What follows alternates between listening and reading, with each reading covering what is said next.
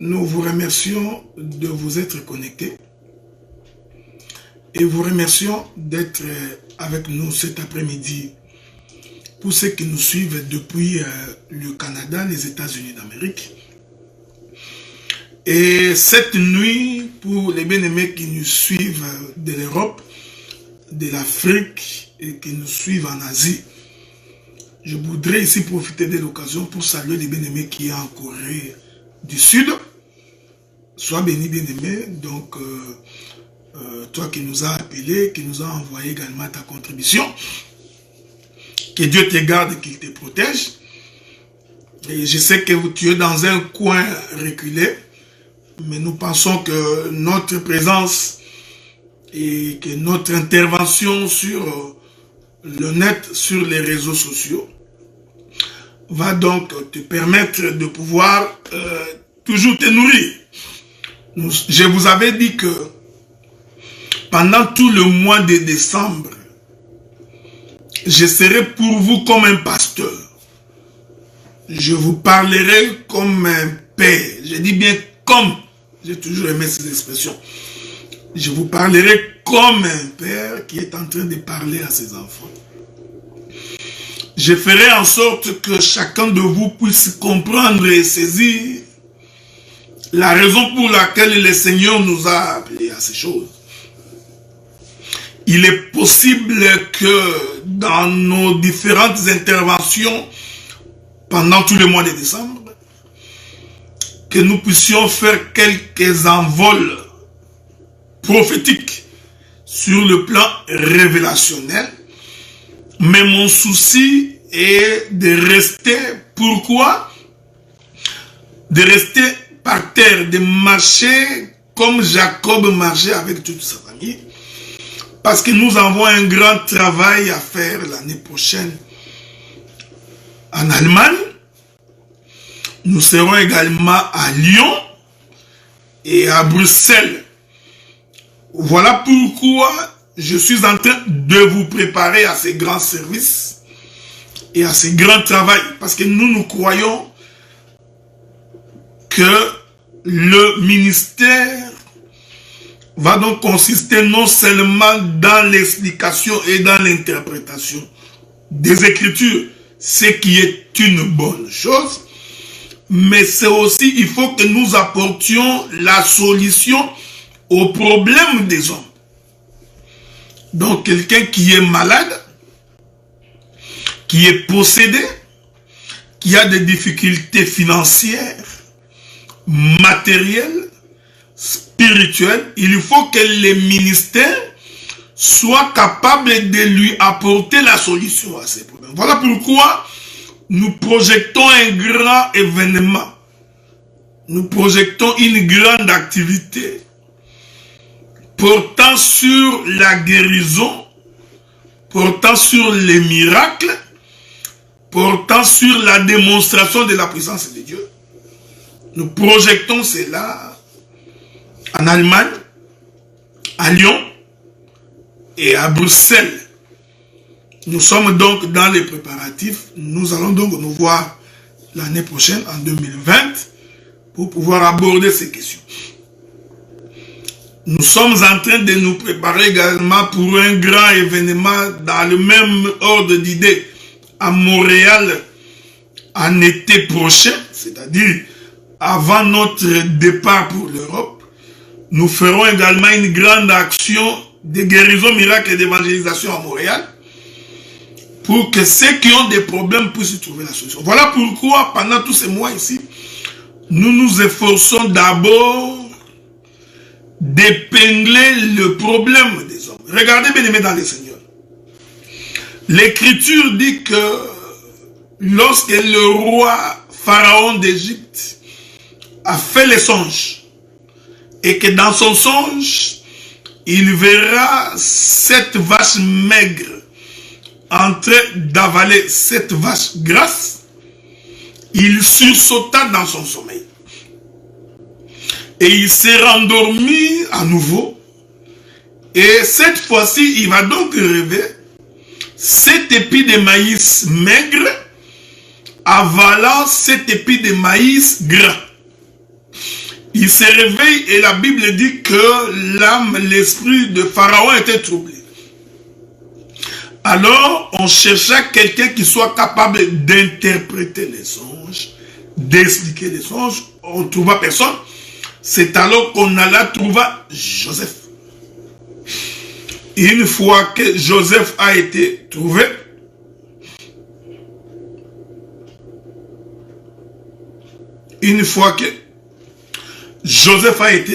donc le bien-aimé Joseph viendra et il va interpréter les songes, expliquer les songes. Une fois qu'il a fini d'interpréter et d'expliquer les songes, il a fallu encore que Joseph donne de quelle manière l'on doit procéder pour échapper à la famine. C'est ça le ministère. Donc nous interprétons, nous expliquons les Écritures. Ensuite, nous apportons la solution au problème des hommes. Voilà pourquoi nous projetons ces événements à Montréal comme en Allemagne, à Bruxelles et à Lyon l'année prochaine. Et nous y serons en Allemagne avec mon bien-aimé frère, le docteur Guy Roger Bassafoula.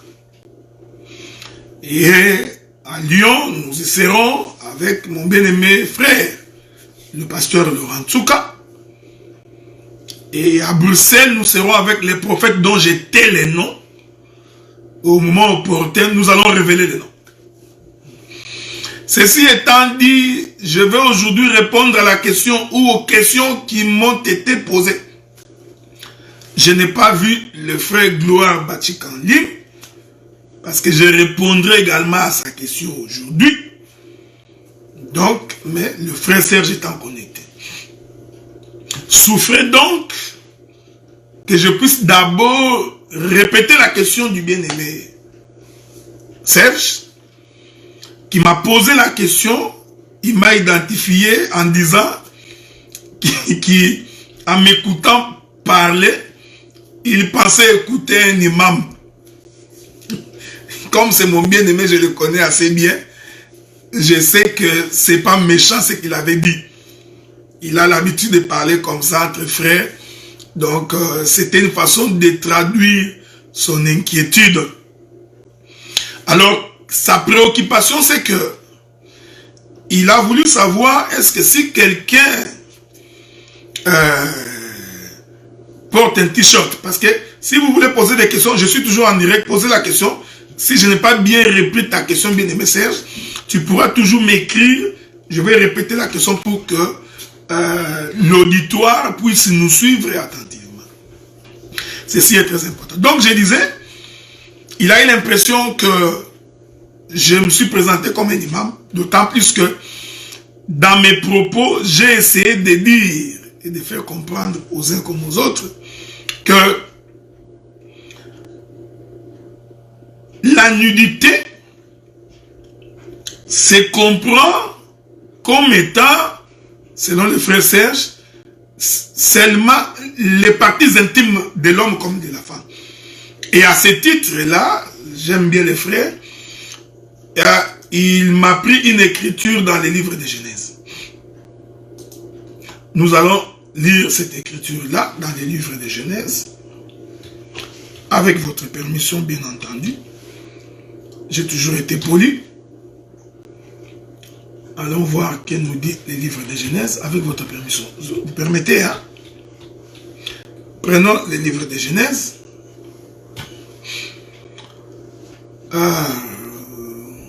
Je n'ai pas encore trouvé.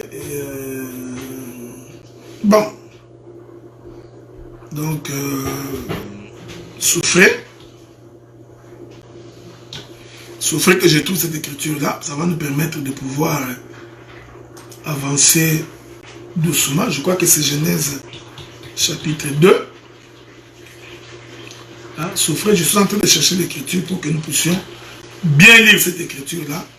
Ça nous permettra de bien comprendre ça. La Bible dit ceci. Je suis dans Genèse.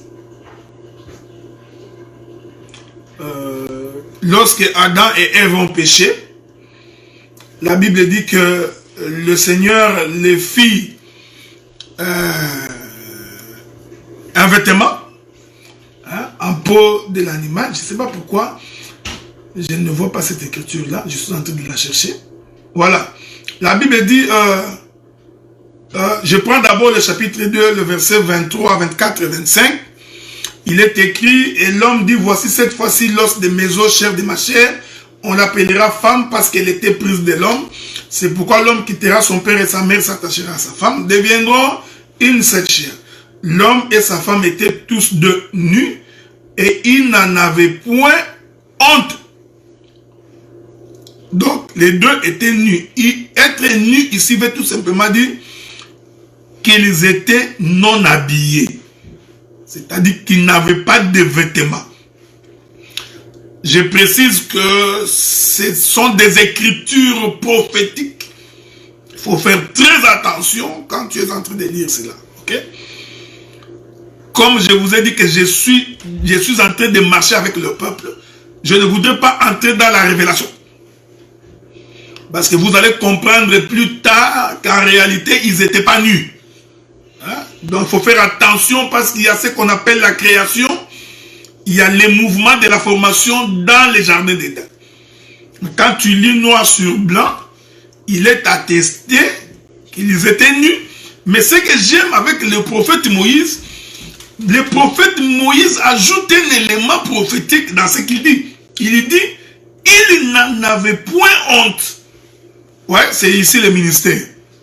Donc, le fait qu'il n'en avait point honte, c'est tout un enseignement. C'est pour dire qu'en réalité, ils n'étaient pas nés. Bon, je vous ai dit que nous avançons, hein, nous avançons. Prenons le chapitre 3. Je vais lire le verset 9. Mais l'Éternel Dieu appela l'homme et lui dit, où es-tu? Il répondit, j'ai entendu ta voix dans les jardins, j'ai eu peur parce que je suis nu et je me suis caché. L'Éternel Dieu dit, qui t'a appris que tu étais nu? Ah. Donc nous comprenons avant que Adam et Ève ne mangent le fruit, quand bien même qu'ils étaient nus, mais ils ne savaient pas qu'ils étaient nus. Ouais, c'est ça le ministère, frère. C'est pourquoi je vous ai dit de faire très attention. Il faut faire très attention quand tu es en train de lire la Bible. Donc, Dieu en posant la question, il démontre à Adam qu'en réalité, avant qu'il ne mange le fruit, il n'était pas nu. C'est lorsqu'ils ont mangé, c'est comme ça que Dieu leur dit, mais qui t'a appris que tu étais nu? En d'autres termes, avant de manger le fruit, quand bien même que l'écriture noire sur blanc dit qu'ils étaient nus, pour Dieu, ils n'étaient pas nus. Ok? C'est très important de retenir cela. Il répondit, j'ai entendu, je prends le verset 11, l'Éternel Dieu lui dit, qui t'a appris que tu es nu? Est-ce que tu as mangé l'arbre dont je t'avais défendu de faire? Bon, écoutez, vous connaissez l'histoire, le diable réplique, Adam répond, tout ça, vous comprenez ce que vous comprenez. Bon, l'Éternel Dieu les chassa du jardin d'Éden, qu'il cultivait la terre, d'où il avait été tiré. C'est ainsi qu'il chassa Adam et il mit à l'orient du jardin d'Éden les chérubins, qui agitent une épée flamboyante pour garder le chemin. La Bible nous précise que Adam et Ève, lorsqu'ils avaient péché, Genèse chapitre 3, je vais lire avec vous le verset 7. Les yeux de l'un et de l'autre s'ouvrirent. Ils connurent qu'ils étaient nus, ayant cousu le feuille de figuier, ils en firent des ceintures. Hein? Donc, quand ils ont fait les feuilles de figue, ils se sont couverts la ceinture. Ils ont mis ça comme une forme de ceinture pour couvrir leur nudité. La Bible dit, c'est alors qu'ils vont entendre la voix de l'Éternel parcourir les jardins. Cette notion alors de la nudité,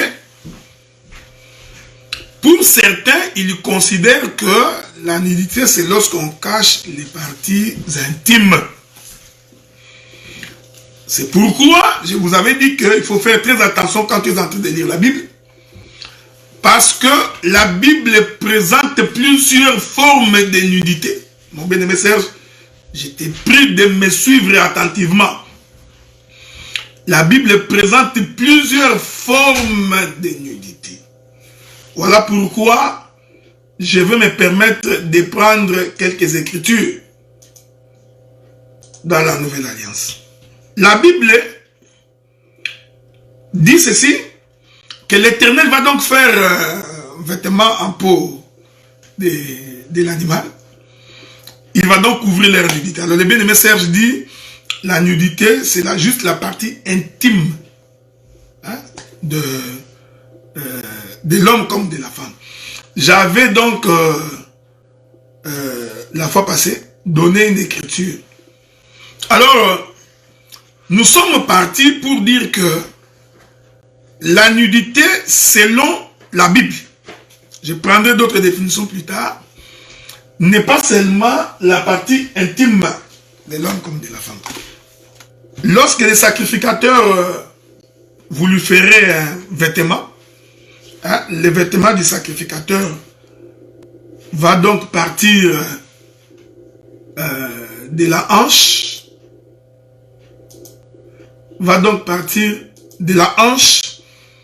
jusqu'au genou. Ça, c'est ce que la Bible dit. C'est comme ça que j'ai essayé de vous définir la notion de la nudité selon la Bible. Je suis dans le livre d'Exode, chapitre 28, le verset 42.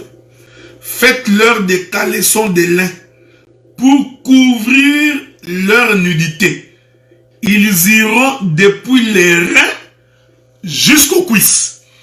Donc, d'abord, selon les sacrificateurs, la nudité va commencer de la hanche jusqu'aux cuisses. Ok? C'est très important de retenir cela. Maintenant, laissez-moi ajouter d'autres petites écritures. Parce que c'est toujours important que nous puissions ajouter d'autres écritures. Parce que ça va nous permettre de bien vouloir comprendre ce que la Bible nous renseigne. Or, quand tu es en train de lire la Bible, il y a ce qu'on appelle dans la Bible les impudiques. Les impudiques. J'aime ça. Nous allons lire quelques écritures. Prenez avec moi le livre de 1 Corinthiens chapitre 5, le verset 9. Paul dit, je vous écris dans ma lettre de ne pas avoir des relations avec des impudiques. Non pas d'une manière absolue avec des impudiques de ce monde. Verset 10. Ou avec les cupides et les ravisseurs, ou avec les idolâtres. Autrement, il vous faudra sortir du monde. Je continue. 1 Corinthiens chapitre 6, le verset 9. Ne savez-vous pas que les injustes n'hériteront point le royaume de Dieu? Ne vous y trompez pas. Ni les impudiques. Faites attention. Il faut faire une différence entre un impudique et celui qui commet l'impudicité. C'est deux choses complètement différentes. Parce qu'il y a beaucoup de gens qui font la confusion entre l'impudique et l'impudicité. Laissez-moi vous ajouter une autre écriture. Les impudiques, les infâmes, les voleurs, les menteurs, les parjures et tout ce qui est contraire à la saine doctrine. Or, que signifie un impudique? Un impudique, c'est celui qui n'a pas de pudeur. Je veux que vous me suiviez attentivement. Un impudique, ce n'est pas nécessairement celui qui va commettre un acte infâme avec un homme ou avec une femme. Ça, c'est l'aboutissement. Mais l'impudique, c'est celui qui manque de pudeur. Voilà. Ça, c'est la définition d'un impudique. C'est celui qui n'a pas la bienséance. Je vais je vais vous ajouter quelques écritures là-dessus. C'est dans ce sens-là. Quand vous prenez l'écriture de 1 Timothée chapitre 2 verset 9, je veux aussi que les femmes vêtues d'une manière décente, avec pudeur et modestie. Suivez-moi attentivement. Donc, quand on s'habille sans pudeur, en réalité, on est un impudique. Est-ce que vous suivez ça? Je vais encore ajouter des éléments parce que je vous ai dit que je suis en train de vous exhorter. Ok? Je suis en train de vous exhorter parce que mon souci est que vous puissiez comprendre comment les gens arrivent des fois à devenir, à s'enfermer dans la malédiction. Donc, parce que c'est pourquoi je suis en train d'attirer l'attention du bien-aimé Serge et les autres pour comprendre que nous avons plusieurs définitions de la nudité dans la Bible. Il y a une écriture où Paul dit, dans la souffrance, dans la disette, même dans la nudité. Cela ne veut pas dire que forcément que Paul était nu complètement, que ses parties intimes étaient dehors. Ce n'est pas ce que ça veut dire. Mais rentrons d'abord, pourquoi je vous avais dit que un homme qui reste torse nu devant ses enfants, garçon comme fille, cet homme est nu et sans vêtements. Est-ce que vous comprenez ce que nous disons? Or, la même nudité, quand elle est exposée dans la chambre avec sa femme, elle ne pose pas un problème. Je ne voudrais vraiment pas rentrer dans les péchés d'Adam et Ève pour expliquer ces deux formes de nudité. Mais je suis dans l'exhortation parce que, frère, nous prêchons pour que nous soyons des modèles, que nous puissions être différents des Égyptiens et des Cananéens, que notre manière de nous conduire, de nous tenir, notre manière d'être doit refléter que cet homme connaît Dieu. Est-ce que vous suivez? Paul dit ceci. Je suis d'abord dans 1 Corinthiens chapitre 14 verset 40. Je prends quelques versets. Il dit que tout se fasse avec bienséance, avec ordre. J'ajoute une écriture. Qu'on n'entende ni paroles déshonnêtes, ni propos insensés, ni plaisanteries, choses qui sont contraires à la bienséance. Qu'on entende plutôt des actions de grâce. Le frère Paul nous fait comprendre que quand on est enfant de Dieu, on doit être un homme qui n'a pas de propos comme un insensé. C'est un homme qui doit éviter des plaisanteries. C'est un homme qui doit éviter des paroles déshonnêtes. Et c'est un homme qui doit faire des choses qui ne sont pas contraires à la bienséance. Voilà pourquoi j'interpelle. Je ne voudrais pas ici faire une loi parce que je ne suis pas Moïse. Je suis en train d'interpeller l'intelligence des fils et filles de Dieu. Pour comprendre, tu peux porter un tricot de manche courte, oui, il n'y a pas de problème. Mais si c'est que tu portes, la manière dont tu te présentes, porte atteinte à la pudeur.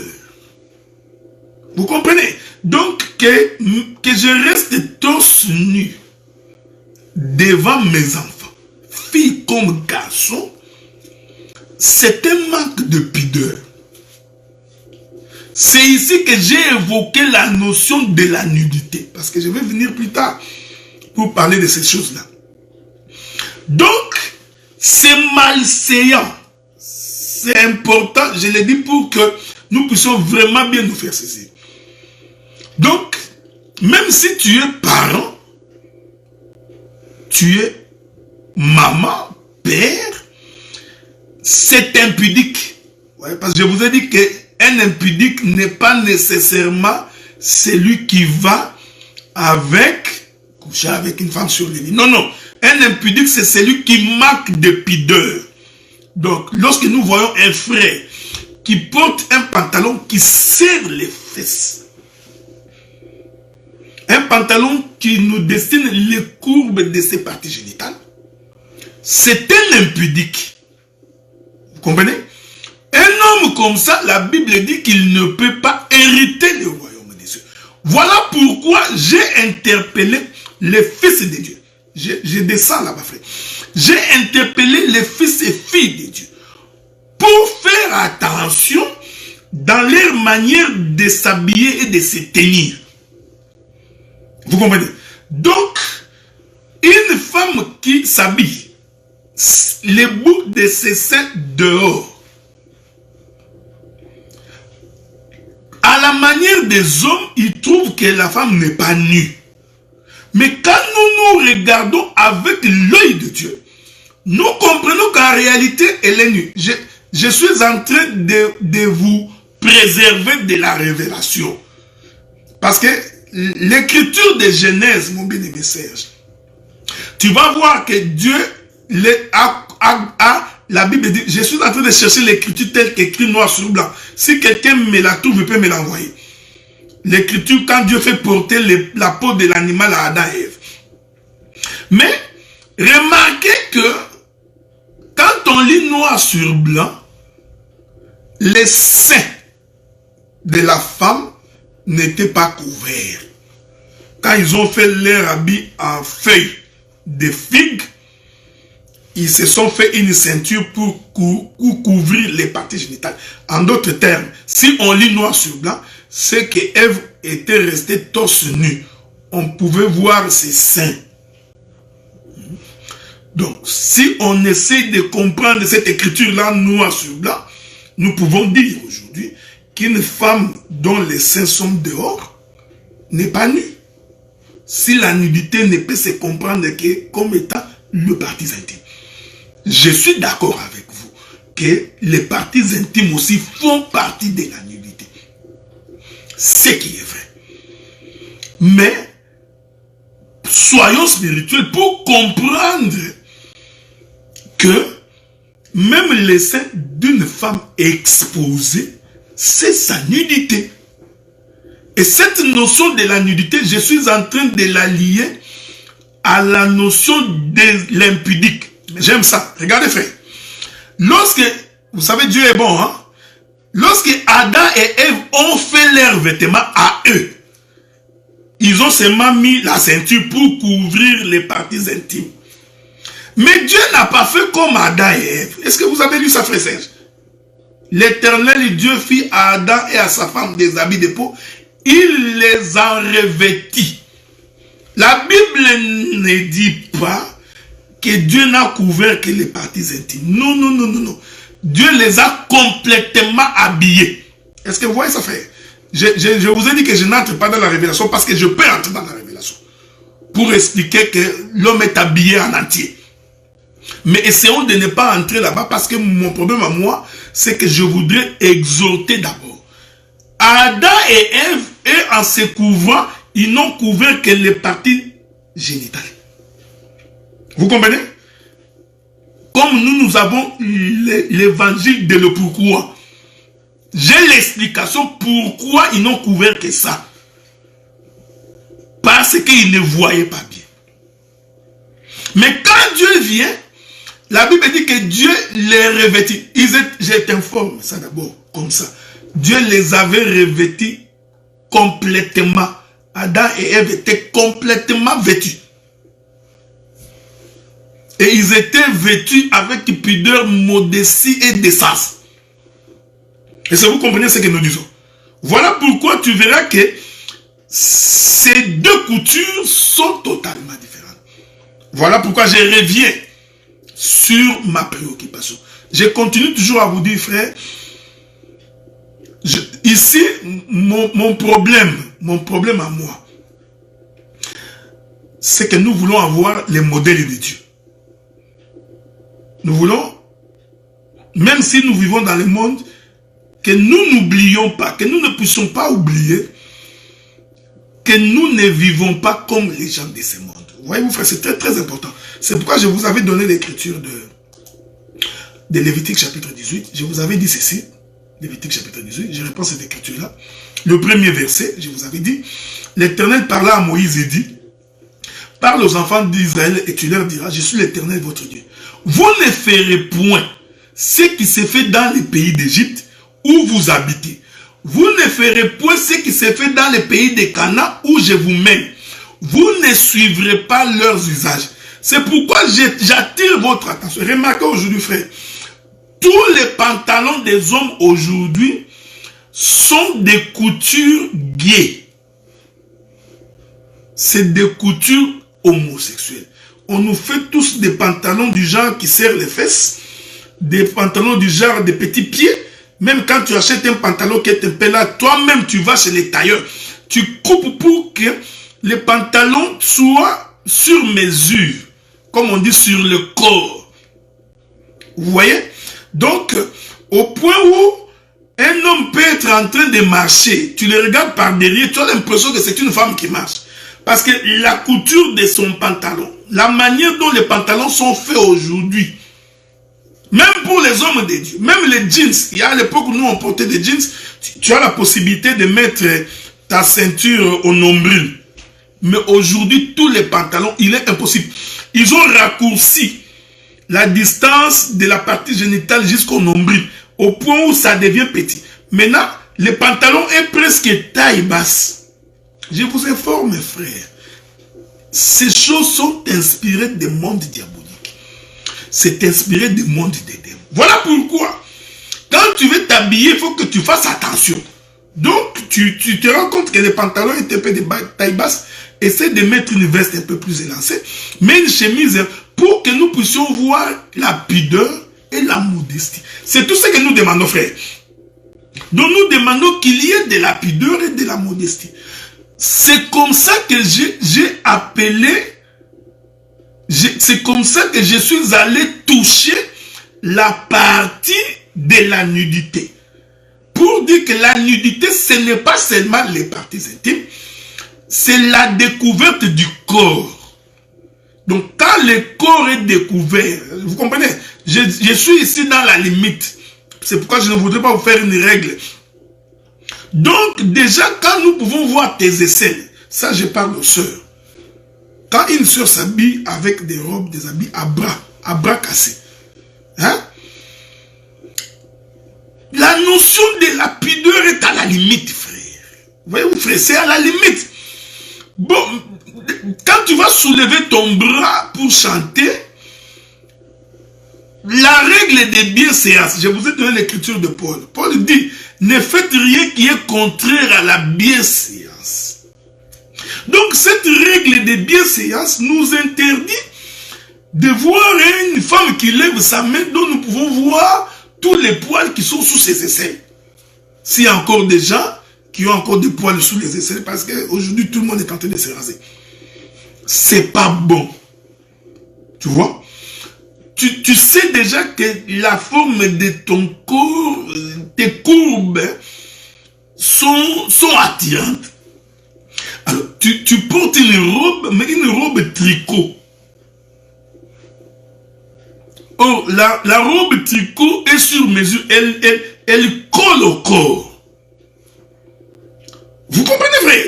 C'est un manque de pudeur. Tu es un impudique. Est-ce que vous comprenez? Donc, vous qui avez étudié, allez vérifier. Un impudique, c'est celui dont sa manière de s'habiller porte atteinte à la pudeur.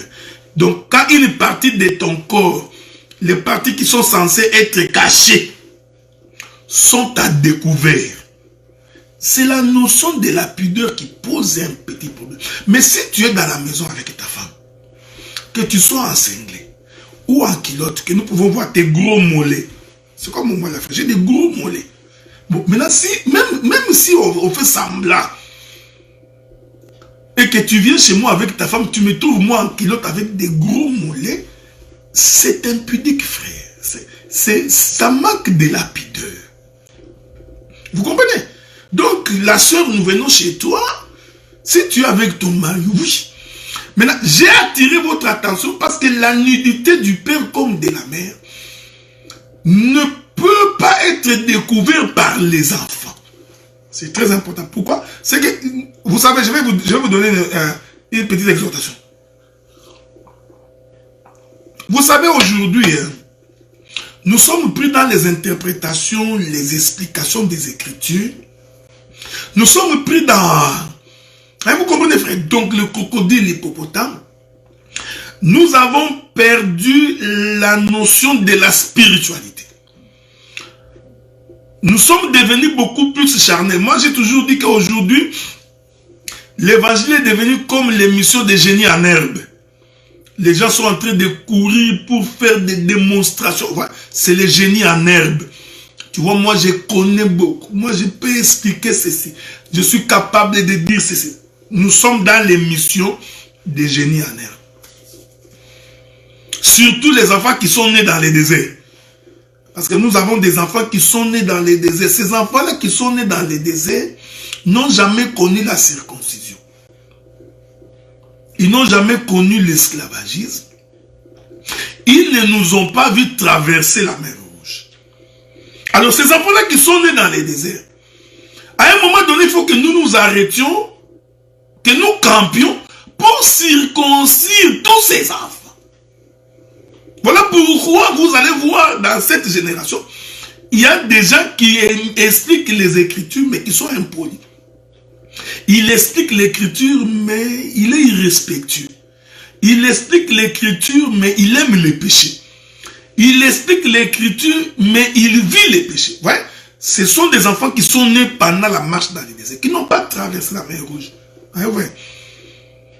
Qui n'ont pas été baptisés par la mer Rouge. Ils sont nés dans les déserts. Des enfants comme ça. Il faut que nous campions. Maintenant, quand nous allons camper, nous allons couper les prépuces de tous ces enfants pour leur permettre d'entrer à Canaan. Est-ce que vous comprenez ce que nous disons, frère? Aujourd'hui, l'évangile est devenu comme une compétition de connaissances. Je vais encore vous dire une chose, frère. Les ministères, ce n'est pas racoler des versets. Parce qu'aujourd'hui, frère, vous savez, nous avons tellement de prédicateurs qui prêchent, des gens qui publient. N'importe qui peut prendre les versets ici, il y raccorde, il fait tout un grand texte, il publie. Les gens disent Amen. Ils pensent que cet homme était ministre. Ce n'est pas parce que tu écris bien, tu peux écrire, frère, tu peux prendre des versets, tu fais des concordances de versets, il est écrit, tu peux même répéter les autres prédicateurs. Tout ça c'est bien, frère, mais ce n'est pas ça le ministère. C'est pourquoi tu verras quelqu'un qui explique bien l'écriture, tu trouves qu'il dit bien. Mais l'attitude, le comportement et la manière d'être, tu te rends vite compte que c'est un païen. Né pendant la marche dans les déserts. Non circoncis, on doit camper. Vous savez, je vais vous dire une chose, frère. Vous savez, en Israël, quand quelqu'un avait la lèpre, pendant la marche, on s'arrêtait, on va mettre la personne hors du camp. Israël ne va pas continuer la marche jusqu'à ce que la lèpre de cette personne va finir. Quand Israël avait quelqu'un qui avait... C'est ça l'amour. L'amour. Nous marchons ensemble, un frère a la lèpre. Nous arrêtons la marche. Nous prenons le frère, nous le mettons à côté. Les sacrificateurs mettent les frères à côté. Tout Israël va camper. Le sacrificateur sortira du camp pour aller voir. Quand la lèpre finit, nous remettons les frères dans les camps, nous continuons. Mais aujourd'hui, frère, il a la lèpre. On le met dehors, tout le monde l'applaudit, on continue. Non, frère, on ne peut pas continuer comme ça. Ça devient un désordre, frère. Ça devient un désordre. Vous ne pouvez pas continuer la marche comme si de rien n'était, alors que vous avez un lépreux que vous avez laissé à côté. Mais il va mourir. Voilà pourquoi j'insiste pour dire que l'évangile, ce n'est pas seulement les explications, les interprétations. Nous avons tout un mode de vie, toute une manière d'être. C'est pourquoi je vous avais dit, je n'ai pas honte de vous le dire, j'ai dit que je suis en train de former une génération des hommes et des femmes qui craignent Dieu, qui ont du respect, de la considération, qui n'ont pas des paroles déshonnêtes, qui ne sont pas des moqueurs, des gens qui ont la crainte de Dieu. Nous voulons cette génération-là. Une génération, même quand il n'est pas d'accord avec toi, mais il peut te parler poliment, en te faisant comprendre que non, bien-aimé Adela, sur cette question, moi je vois comme ça. Et moi je te dirais, moi je pense que c'est comme ça. Nous débattons en amour et ça ne crée pas l'animosité entre nous. Aujourd'hui, frère, il suffit seulement que tu aies un avis contraire avec un frère, ça crée en lui l'animosité. Il te haït. C'est ce que j'appelle moi les enfants qui sont nés dans les déserts. Ils sont nés pendant la marche. Non circoncis. Est-ce que vous comprenez ce que nous disons, frère? Regardez maintenant. Bien-aimé Serge. Je vois maintenant, tu comprends pourquoi j'avais dit c'est malséant. Vous voyez? Donc, il y a un manque de pudeur. Vous imaginez, moi, votre prédicateur, je viens à Paris, tu me loges chez toi. Je sors de ma chambre pour venir au salon chez toi, en culotte et en cinglet, parce qu'il fait chaud. Et que ta femme doit me voir, moi, avec un cinglet, avec une culotte. Je viens m'asseoir avec vous en train de regarder la télé. Honnêtement, frère, voyez-vous, c'est ma nudité que je mets dehors. Ou alors, je viens avec mon épouse sort. Est-ce que vous comprenez ce que je dis? C'est comme nous voyons aujourd'hui, l'épouse sort avec une robe de nuit. Quand tu regardes la robe de nuit, sa nudité transparaît. Hein? Donc, que voulais-je dire en bon français? Oui. Donc, sa nudité transpire dans sa robe de nuit. On peut distinguer ses fesses, ses parties génitales, seulement dans la robe de nuit. C'est impudique. Donc, vous comprenez ce que nous disons. Donc, voilà pourquoi j'ai dit, dans notre manière de nous tenir. Pourquoi j'insiste? Parce que lorsque l'enfant découvre cette nudité, spirituellement, il y a une malédiction sur l'enfant.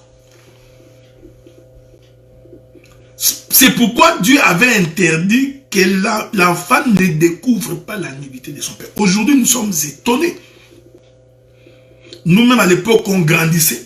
Je n'ai jamais vu les sous-vêtements de mon père. Jusqu'à cet âge, jusqu'à ce que je suis arrivé comme ça, moi, je n'ai jamais vu les sous-vêtements de mon père. Mais aujourd'hui, nous avons des papas, tous les sous-vêtements dehors. Il est assis à l'église. Vous comprenez maintenant la difficulté que nous avons. On ne peut pas rester derrière un frère parce que des fois, on se dit, bon, on va voir l'entrée de ses fesses.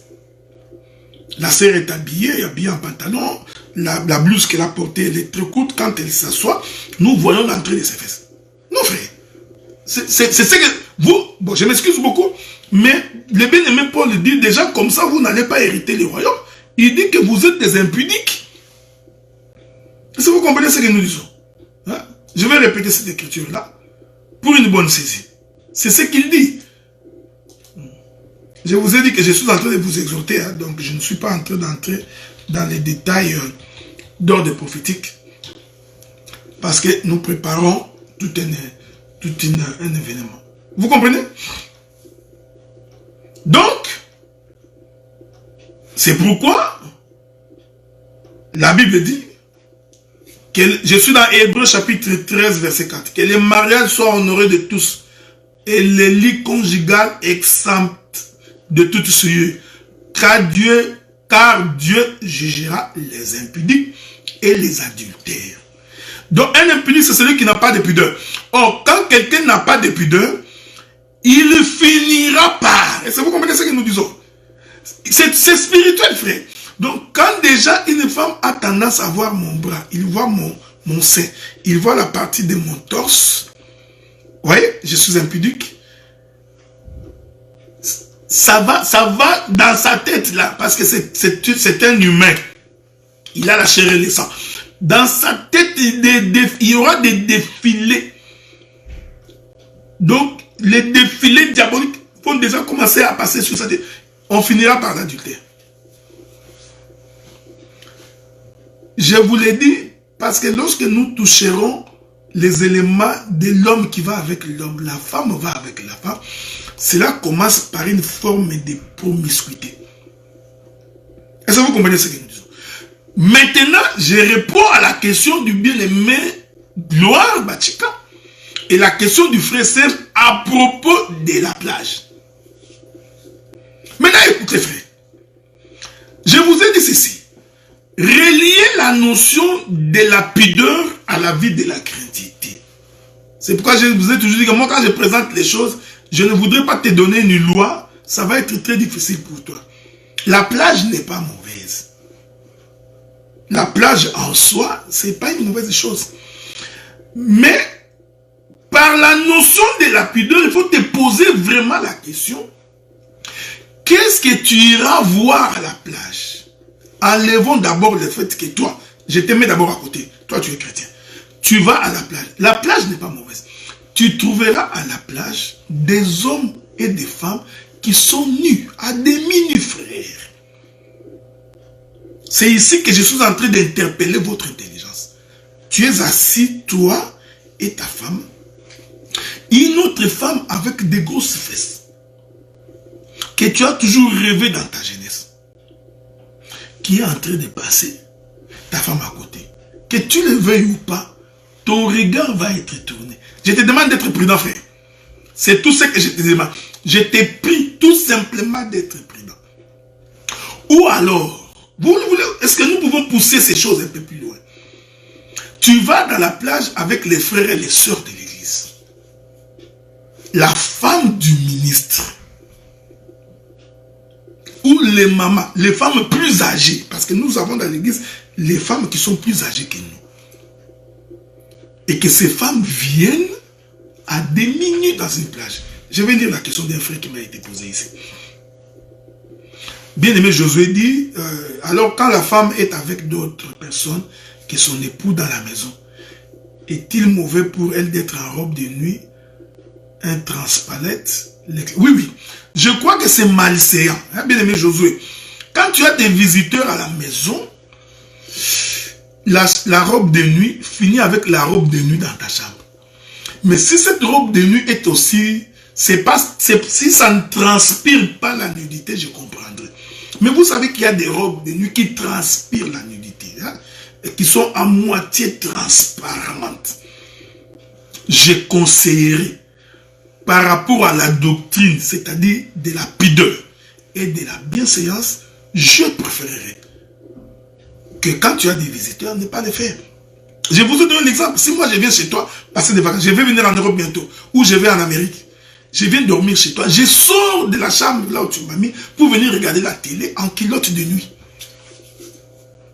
Vous savez qu'il y a des sous-vêtements manches longues. Je ne sais pas s'il y en a en Europe, qu'on appelle généralement des colas qui sont des robes de nuit, avec une poche ici devant. Vous savez, non? Hein? Avec une poche devant. Je sors, pas c'est une robe de nuit. Je sors avec ça. Pourtant, je suis couvert, non? C'est impudique. C'est ici que je vous exhorte. Parce que je crois que le Saint-Esprit doit vous convaincre de ces choses-là. Le Saint-Esprit doit vous dire ces choses-là. Donc, voici la difficulté. C'est pourquoi je pense, si je trouve grâce à vos yeux, je conseillerais aux femmes de ne pas apporter leurs femmes et leurs maris dans des plages, parce que c'est un lieu où il n'y a pas de pudeur, c'est un lieu où il n'y a pas de bienséance. Nous pouvons multiplier des exemples, frère. Qui te dit que tous ceux qui sont avec vous dans l'église sont tous des frères ou sont tous des sœurs? Qui t'a dit que la sœur qui te regarde là tous les jours à l'église, c'est véritablement une sœur convertie? Maintenant, tu vas amener cette sœur-là à la plage, toi, tu es en petite culotte. Il y a des femmes, regarde, c'est mal le simple fait de regarder ton mollet. La femme est séduite. Vous comprenez ça? Donc, je crois, à mon avis, la bienséance, la bonne manière, ce sont des endroits à éviter. Pas seulement pour toi. Imagine-toi maintenant que tu vas avec tes enfants, filles et garçons, et que tu es... Je vais prendre un exemple concret. Est-ce que tu peux regarder un film à la télé où tu vois un homme et une femme sur le lit en train de s'embrasser et que toi tu es assis avec ta fille et tes garçons en train de regarder ça? Je te pose la question. À la maison, c'est pourquoi aujourd'hui, beaucoup de parents ne suivent plus de films avec leurs enfants. Parce que tous les films que nous suivons aujourd'hui sont à caractère sexuel. Il y a des actes, des gens qui s'embrassent fouguement sur la télé et vous regardez ça avec les enfants. C'est pourquoi aujourd'hui, beaucoup de gens, ouais, c'est la bienséance. C'est manque de pudeur. C'est comme ça que beaucoup de gens préféraient mettre des télévisions dans la chambre de leurs enfants. Comme ça, ils n'ont pas à regarder les films et des émissions comme ça avec leurs enfants. Mais les émissions d'ordre culturel, ils peuvent suivre avec des enfants, des émissions d'ordre instructif, oui. Donc, mon bien-aimé, ce n'est pas compliqué, ce n'est pas trop compliqué. C'est seulement être capable de faire le choix entre ce qui est utile et ce qui ne l'est pas. Donc, il y a des endroits où tu peux aller te détendre avec tes enfants et te détendre sainement. Est-ce que vous comprenez ce que nous disons? Mais je considère pour ma part que la plage ne serait pas un endroit approprié. Pourquoi? À cause de ce que tu verras, la manière dont les gens seront sur ces lieux, la manière dont ils seront habillés, tu trouveras. Regardez, nous avons des blancs ici. Quand tu vas à la plage, tu es scandalisé. Nous avons des gens ici en été, des femmes qui se promènent torse nu. Il est juste en sous-vêtements. Il conduit son auto, tous les seins dehors, frère. Et toi, tu es avec ta femme, tu vas commencer à regarder, tu fais ça, non. Et tu sais, la chair aussi aime ça. Tu seras tenté d'aller regarder. Et quand tu regardes, que tu le veuilles ou pas, tu feras une comparaison dans ta tête avec les seins de ta femme. Ouais, frère. Tu as vu ça. Donc, c'est... Je vous parle juste pour vous dire que c'est... Vous comprenez? Hein? Donc, c'est ce que j'ai dit. Donc, bon, qu'est-ce qu'un frère a écrit? C'est pourquoi on met un peignoir au-dessus des nuisettes ou robe de nuit. Voilà, la sœur Charlotte l'a dit. Donc, c'est pour éviter que cela paraisse... Hein? Donc, cette notion de la nudité, elle est relative. Il y a plusieurs nudités. J'ai cherché encore une autre écriture où Paul dit... Hein, souffrir, je ne sais pas si je vais trouver cette écriture-là. Paul dit, dans la disette, dans la nudité, nous avons appris à servir le Seigneur. Laissez-moi si je peux trouver cette écriture-là. Prenez 1 Corinthiens chapitre 4. 1 Corinthiens chapitre 4, verset 11. Paul dit ceci. Il dit, jusqu'à cette heure, nous souffrons la faim, la soif, la nudité, nous sommes maltraités, errants ça et là. Quand Paul dit que nous souffrons la nudité ici, Paul ne veut pas dire nécessairement qu'il marchait complètement nu. Est-ce que vous comprenez? Donc, il arrivait des moments où il manque d'habits. Donc, cette notion de la nudité, il faut la prendre vraiment de façon très relative. Vous comprenez ce que nous disons? Donc, c'est pourquoi c'est très important de comprendre qu'il y a ce que nous appelons la règle de bienséance. Je vous ai dit pendant longtemps que j'ai insisté aujourd'hui pour vous faire comprendre qu'un impudique, ce n'est pas nécessairement celui qui va coucher avec une femme ou qui sort avec un homme. Bien qu'il finira probablement là-bas. Mais déjà, un homme, quand il n'est pas vêtu, hein, donc quand il ne porte pas de vêtements, c'est un impudique. Vous comprenez? Mais remarquez maintenant que cette forme est relative. C'est pourquoi je n'ai pas voulu entrer dans les données prophétiques d'Adam et Ève quand ils étaient nus avant de pécher. Parce que là, il faut faire très attention. Parce qu'il y a beaucoup de mystères qui sont cachés là-bas. Mais quand Dieu les a vêtus, Dieu les a vêtus complètement. Donc, il a caché complètement leur nudité. Bon, n'entrons pas dans la révélation. Dans la doctrine, voyez-vous bien aimé dans le Seigneur, c'est ce que je voulais partager avec vous. Donc, je n'ai pas voulu être très long, parce que j'ai répondu aux questions du bien-aimé Serge et du bien-aimé Gloire Bachika qui m'ont posé la question il y a 2 semaines passées. Mais je voudrais aussi vous conseiller de ne pas porter des jugements. C'est ce qui est très, très dangereux, parce qu'il y a beaucoup de gens qui portent des jugements. J'ai toujours dit ceci, c'est là que je vais essayer de conclure. Essayons de conclure. Vous savez, frère, nous sommes sortis de l'Égypte. Nous faisons une marche. Et la marche, elle est longue, frère. La marche est de 40 ans pour que nous arrivions à Canaan. Et dans cette marche, nous n'avons pas tous la même foi. Nous n'avons pas tous les mêmes capacités. Dieu ne nous a pas tous dotés des mêmes talents. Nous marchons, ce qui est sûr que nous allons arriver, mais il faudrait que les conducteurs, le pasteur, le prophète, les apôtres, il faut qu'ils puissent avoir un regard compatissant et miséricordieux. Je vous ai toujours dit que la bonne qualité d'un ministre, c'est toujours la compassion des âmes. Jésus a dit aux disciples, il pose la question à Pierre, Pierre, m'aimes-tu? Pierre dit, je t'aime Seigneur. Il dit, paix mes brebis. Il lui pose la question une deuxième fois. Et une troisième fois. Au point où ça a révolté Pierre. Pierre dit, mais tu le sais Seigneur. Jésus reprend et dit, paix mes brebis.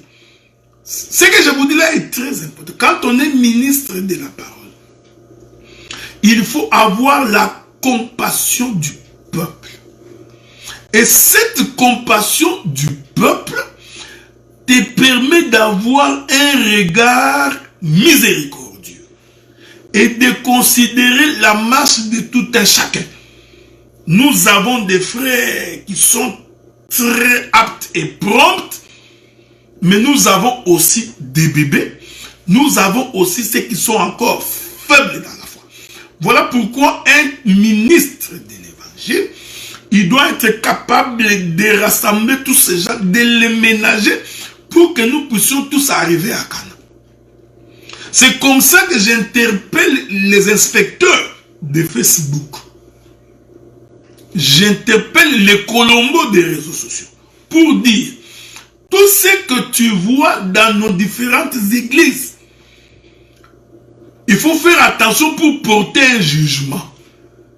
Parce que nous, en tant que conducteurs, nous faisons face à certains défis que nous devons relever, mais avec compassion et avec amour. Donc, nous avons la possibilité de comprendre les degrés de tout un chacun, de comprendre la foi de tout un chacun. Et moi, en tant que ministre de la parole, je sais qu'avec tel frère, je peux tenir un tel propos. Mais avec tel autre frère, dans les mêmes conditions, je ne tiendrai pas les mêmes propos. Il faut apprendre à faire cette différence-là. C'est très important. C'est pourquoi aujourd'hui, beaucoup de gens posent la question pourquoi je suis parmi les prédicateurs les plus aimés. C'est parce que je sais faire cette différence-là.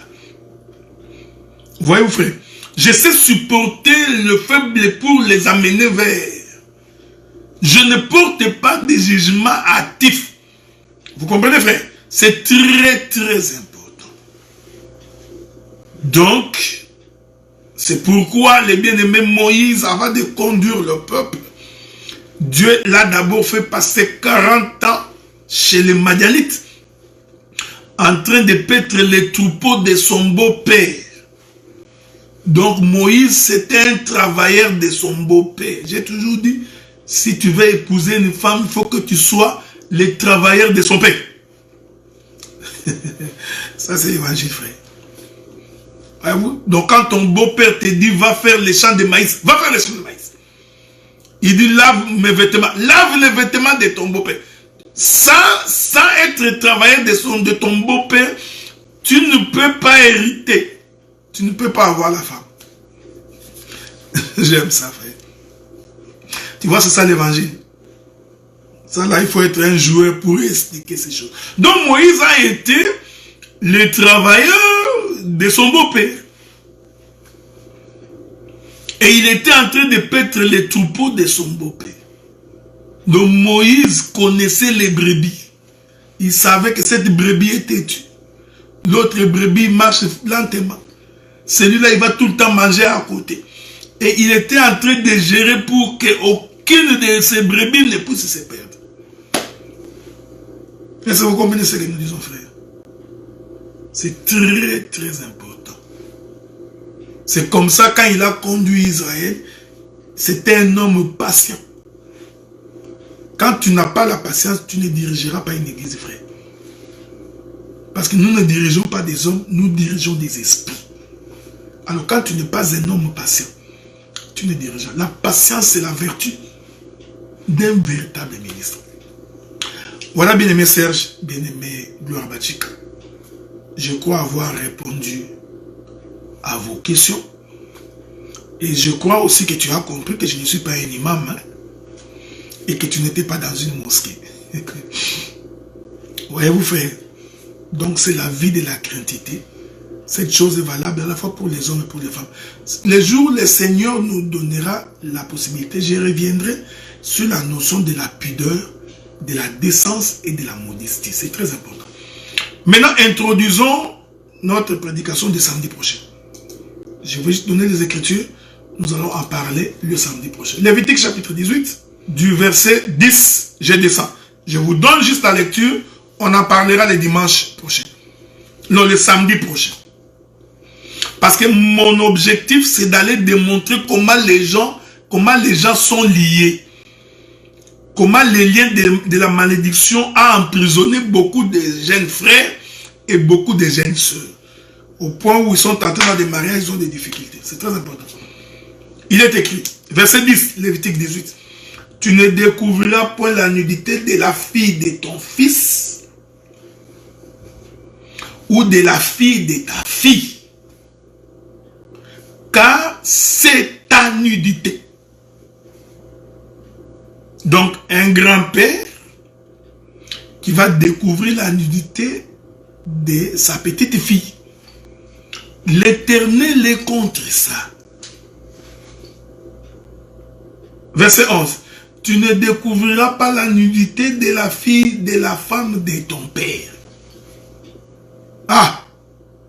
Nous comprenons que ta femme, ton père peut épouser une femme qui a déjà un enfant. Il n'y a rien qui surprend Dieu. C'est pourquoi j'avais dit qu'il faut faire attention quand tu parles, ou tu vois en Israël, on ne pouvait épouser que des filles. Ne reste pas dans l'absolu. Tu auras des difficultés énormes quand tu conduiras les peuples. Tu ne découvriras pas la nudité de la fille de la femme de ton père. Née de ton père, c'est ta sœur. Donc j'épouse une femme qui vient avec un enfant.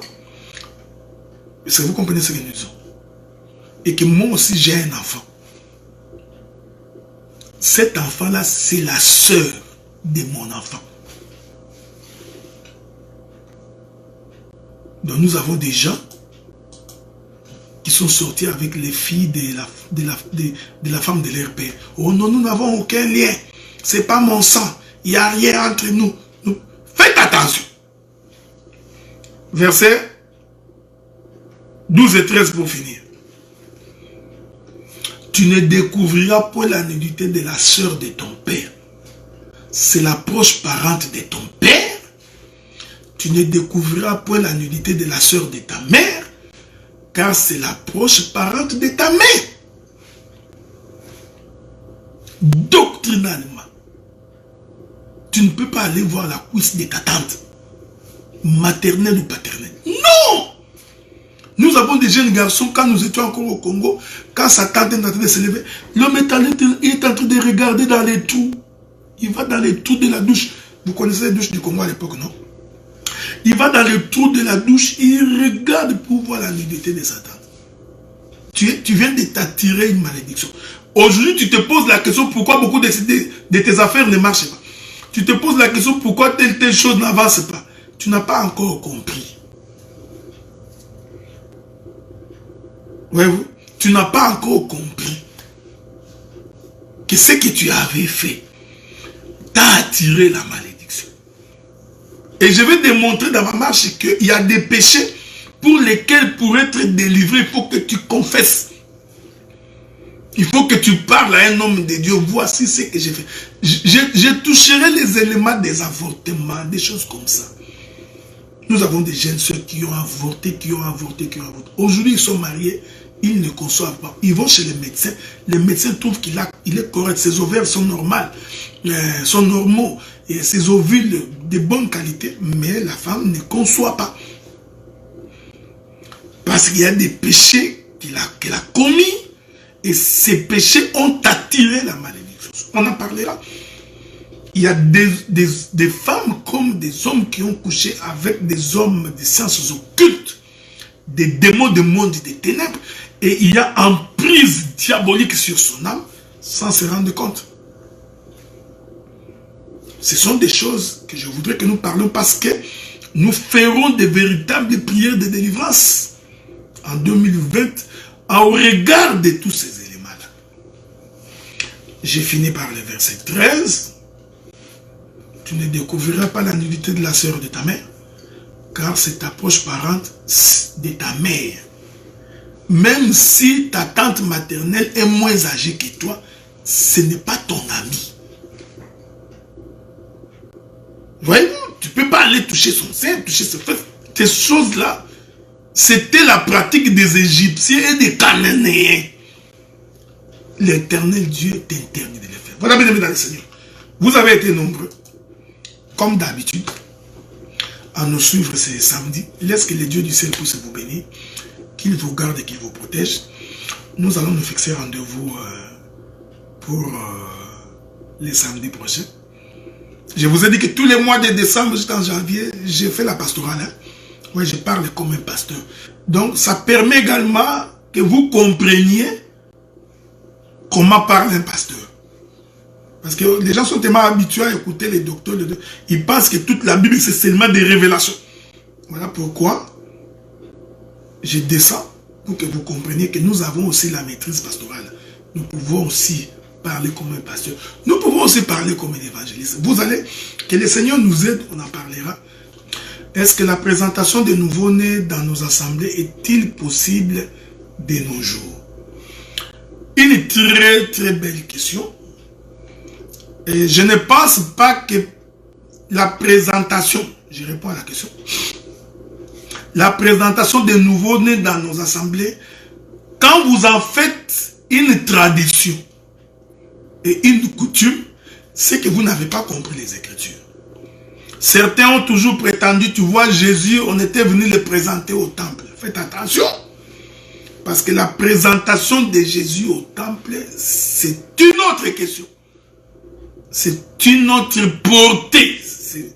C'est quelque chose de très profond. Le jour du Seigneur nous permettant, nous reviendrons. Parce que cette présentation de Jésus, c'était tout un enseignement. Et vous allez lire toute votre Bible. C'est la seule fois qu'on a présenté un enfant à l'église. Vous comprenez ce jour. Et puis Siméon et Anne attendaient spécialement ces jours-là pour prendre Jésus entre les mains. Voyez-vous. Et si tu suis la prière de Siméon, tu vas te rendre compte que si Marie pouvait écouter ça, charnellement, ça devait énerver Marie. Je voudrais dire ceci, bien aimé dans le Seigneur. Présenter les bébés dans l'église, si ça devient une tradition, comme une coutume du genre, il faut qu'à tous les bébés qui naissent doivent être présentés à l'église. Nous comprenons que vous êtes dans les sacerdoces de Moïse. Même dans Moïse, ce n'était pas le cas. Voyez-vous? Donc, je viendrai plus tard parce que la Bible dit que quand une femme aura accouché, il gardera autant de jours de sa menstruation pendant que les sangs sont en train de couler. Après 30 jours, ça on en parlera une autre fois, c'est tout un enseignement. Mais, si pendant que tu as accouché et que nous, les serviteurs de Dieu, nous venons dans l'hôpital te visiter et qu'à l'hôpital, nous prions pour ton enfant, c'est suffisant, frère. Pourquoi voulez-vous en faire une cérémonie? Si pendant que nous sommes venus te visiter à la maison, et que pendant cette visite à la maison, nous prions pour ton enfant, il n'y a pas de problème. Si tu as une offrande d'action de grâce à donner pour remercier le Seigneur, tu pourras également les donner pendant que nous sommes chez toi à la maison. Ce n'est pas mauvais. Mais lorsque cela devient une cérémonie dans le culte, C'est là où nous avons des difficultés pour croire à cela. Et nous disons, vous êtes tombés. Est-ce que vous comprenez ce que nous disons? En d'autres termes, vous venez justement de tomber dans ce que nous appelons. Vous venez de tomber dans ce que nous appelons les systémismes. Vous tombez dans une forme de quelque chose de formalisé. Donc, prier pour les bébés, oui. En toutes circonstances, quand il y a un nouveau-né, nous pouvons prier à la maison. Nous pouvons venir à l'hôpital prier pour l'enfant. Mais si on n'a pas eu la chance de venir à l'hôpital, comme à la maison, et que tu te présentes à l'église avec l'enfant, eh bien, nous pouvons saisir l'occasion pour prier pour l'enfant. Ce qui n'est pas mauvais.